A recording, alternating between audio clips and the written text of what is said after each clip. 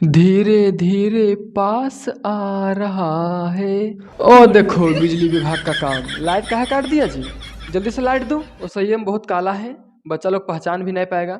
Hello everyone, hello मेरे बच्चों। जितने भी स्टूडेंट्स इस बार जैक बोर्ड यानी कि झारखंड बोर्ड से 2024 का एग्जाम देने वाले हैं, उन सभी स्टूडेंट्स के लिए आज का यह वीडियो बहुत ज़्यादा इंपॉर्टेंट है। ठीक है, इस वीडियो में आप लोगों को 5 नंबर का क्वेश्चन पक्का हो जाएगा। यानी कि इस वीडियो को अगर आप देख लेते हैं तो आपका 5 नंबर कोई नहीं रोकने सकेगा इस वीडियो को देखने के बाद।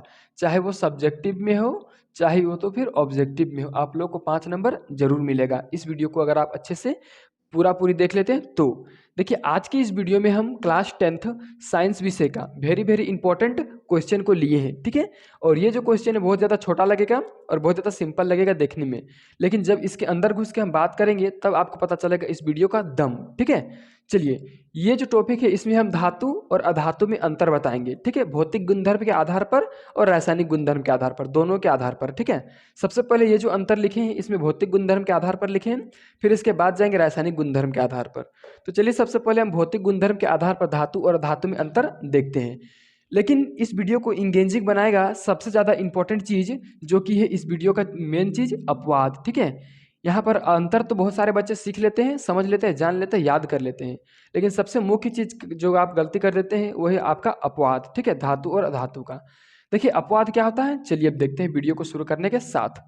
सबसे पहले देखिए, इधर धातु और इधर अधातु।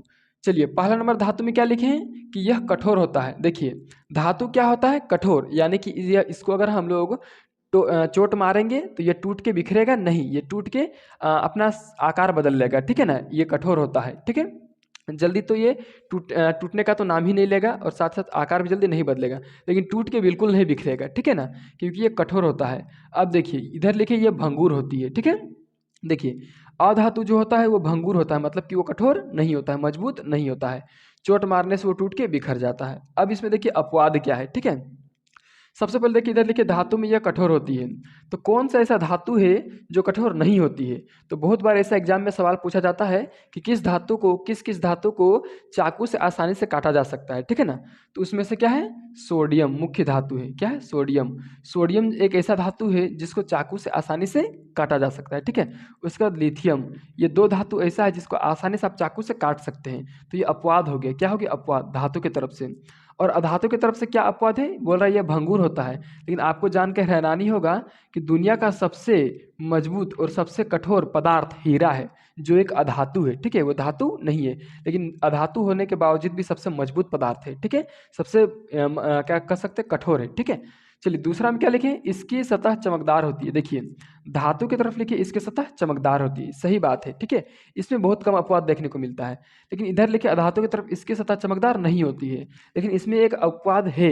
एक ऐसा क्या है, अधातु है जिसका सतह चमकदार होता है। ठीक है ना, जिसका नाम है आयोडीन। क्या नाम है उसका, आयोडीन। ठीक है, आयोडीन जो है अधातु है और उसका सतह बहुत ही ज़्यादा चमकदार होता है। ठीक है, ये अधातु है। तो ये हो गया इधर से अपवाद। ठीक है, उस तरह से इधर देखिए तीसरा नंबर, इसमें आघात वर्ध्यता और तन्यता का गुण होता है। देखिए, धातु जो होता है उसमें आघात वर्ध्यता और तन्यता का गुण होता है।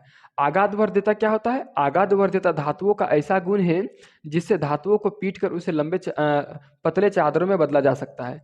आप धातु का पतला पतला चादर देखें, आप कभी भी लकड़ी का पतला पतला चादर, मिट्टी का पतला पतला चादर, कोयला का पतला पतला चादर नहीं देखे होंगे, क्योंकि वो सब अधातु है, वो सबको पतला चादरों में परिवर्तित नहीं किया जा सकता है। लेकिन धातु में आघात वर्ध्यता होता है जिसके कारण उसे पतले चादरों में परिवर्तित किया जा सकता है। ठीक है, और इसमें कौन सा गुण होता है, तन्यता का। तन्यता किसको बोलते हैं, तो धातुओं का एक ऐसा गुण है जिसके कारण धातुओं को खींचकर पतले तारों में बदला जा सकता है। जैसे सोना, 1 ग्राम अगर सोना लेंगे उससे बहुत ही लंबा तार बनाया जा सकता है। ठीक है, आपके एनसीईआरटी बुक में भी दिया हुआ है इसका मान। ठीक है, चलिए, तो हो गया।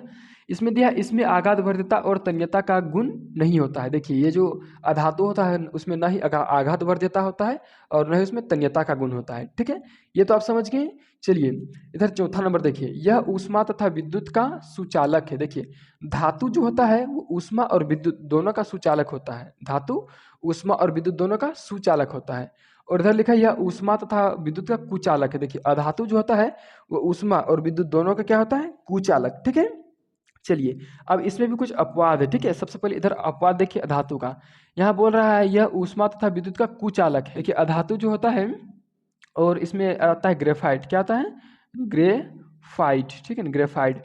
ग्रेफाइट जो आप पेंसिल का जो बीच वाला जो लीड देखते हैं ग्रे कलर से रहता है वही ग्रेफाइट है। ये जो ग्रेफाइट होता है ये विद्युत का सुचालक है। किसका? विद्युत का सुचालक है, ठीक है। तो ये भी एक अपवाद हो गया, ठीक है। चलिए अब देखिए 5वां नंबर, इसका गलनांक और क्वथनांक उच्च होता है। देखिए धातु जो होता है उसका गलनांक बहुत ज़्यादा होता है, मतलब बहुत ज़्यादा तापमान देंगे तब वो गलेगा, ठीक है ना। और क्वथनांक भी उसका उच्च होता है। लेकिन इधर इसका गलनांक और क्वथनांक निम्न होता है। क्या होता है? निम्न होता है, ठीक है। चलिए इधर 6 नंबर में देखिए क्या दिया है, यह ध्वनिक होता है। ध्वनिक होता है मतलब क्या है कि धातु को अगर किसी सतह से टकराएंगे तो उससे कंपन ध्वनि उत्पन्न होगा। लेकिन इधर क्या लिखे हैं? इधर नहीं लिखे हैं यह ध्वनिक नहीं होता। यहाँ लिख सकते हैं यह ध्वनिक नहीं होता है, ठीक है, नहीं होता है। मतलब ये जो अधातु है वो अगर किसी सतह से टकराएगा तो कंपन ध्वनि उत्पन्न करता नहीं है। चलिए अब देखते हैं धातु और अधातु का रासायनिक गुणधर्म के आधार पर अंतर, ठीक है। चलिए इधर धातु और उधर धातु ऐसा ही लिखे हैं, ठीक है, सेम टू सेम है।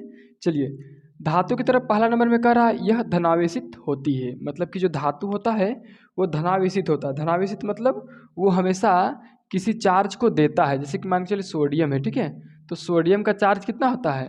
वो +1 होता है, ठीक है। उसी तरह से मान के चलिए कोई एक दूसरा धातु कैल्शियम है तो इसका चार्ज होता है 2+, ठीक है ना, 2+ या +2 बोलिए, ठीक है। मतलब ये जो धातु होता है ये धनावेशित होती है, मतलब किसी भी तत्व को आवेश को देता है, ठीक है। उस तरह से यह ऋणावेशित होती है। मतलब जो अधातु होता है वो ऋणावेशित होती है, वो किसी से लेती है।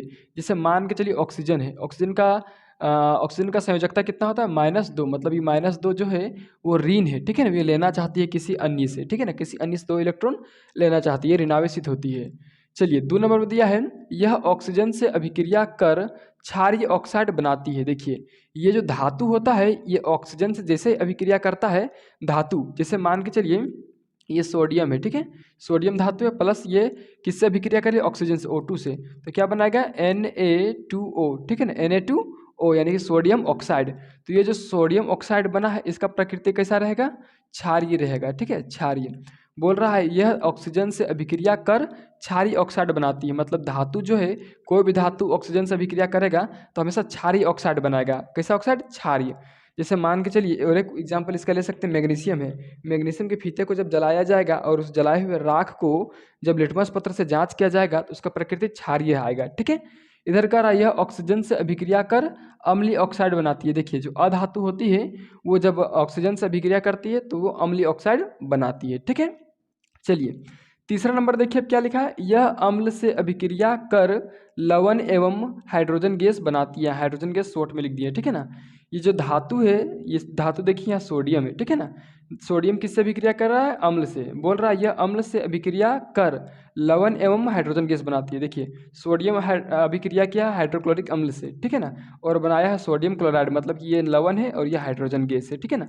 और इसमें ऊपर एरो लगा है क्योंकि हाइड्रोजन गैस हमेशा ऊपर जाता है, ठीक है। इधर बोल रहा है ये जो है अभिक्रिया करता ही नहीं है, ठीक है ना। किससे नहीं करता है? तो अम्ल से अभिक्रिया नहीं करता है। कौन? अधातु, ठीक है।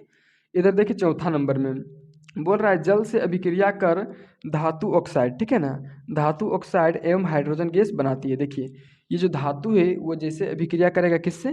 तो जैसे अभिक्रिया करेगा ये जल से, ठीक है ना, तो क्या बनाएगा? धातु ऑक्साइड बनाएगा और हाइड्रोजन गैस बनाएगा, ठीक है। यहाँ पर देखिए ये है धातु मेरा सोडियम और ये अभिक्रिया किया है जल से और क्या बनाया है? धातु ऑक्साइड बनाया है और फिर यहाँ से हाइड्रोजन गैस बनाया है, ठीक है। इस प्रकार से देखिए ये वाला हो गया। यहाँ पर भी क्या लिखा हुआ है कि यह अभिक्रिया नहीं करती है, यानी कि जो अधातु है, ठीक है ना, अधातु किससे अभिक्रिया नहीं करता है? तो जल से अभिक्रिया नहीं करता है, या तो बोलिए जल अधातु से अभिक्रिया नहीं करता है।